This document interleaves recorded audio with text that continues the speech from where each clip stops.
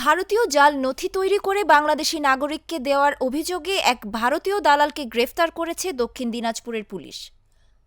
ওই জাল নথি ব্যবহার করে ভারতে থাকার অভিযোগে এক বাংলাদেশি নাগরিককেও গ্রেফতার করা হয়েছে। গ্রেফতার হওয়া ভারতীয় দালালের নাম কুশ বর্মন। তার বাড়ি ডুমরন এলাকার হিলি থানায়। অপর অভিযুক্ত বাংলাদেশি নাগরিকের বাড়ি বাংলাদেশের তেলকুপি এলাকার সিরাজগঞ্জে। দক্ষিণ দিনাজপুরের ডেপুটি সুপারিনটেন্ডেন্ট বিক্রম প্রসাদ গণমাধ্যম কর্মীদের জানান, গত 14 জানুয়ারি হিলি থানা এলাকা থেকে একজন বাংলাদেশি নাগরিক ধরা পড়েন। তাকে জিজ্ঞাসাবাদ করার পরে আমরা জানতে পারি সে আমাদের এদিককার একজন টাউট, যে লোক পারাপারের কাজ করে অবৈধভাবে। ডুমরনেরই আর একজন বাসিন্দা যার নাম মিজানুর রহমান, বয়স 25 বছর।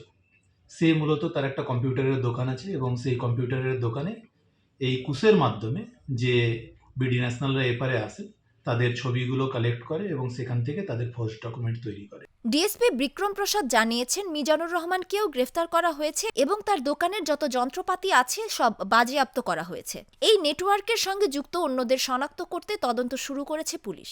গ্রেফতার হওয়া দুজনকে কোর্টে চালান করার পর তদন্তের সুবিধার্থে তাদেরকে 5 দিনের জন্য পুলিশ হেফাজতের আবেদন জানানো হবে।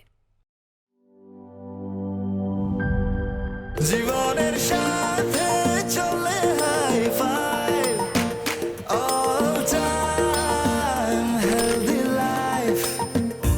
নিশ্চিন্তে খান স্বাস্থ্যকর অল টাইম পান। All time healthy life.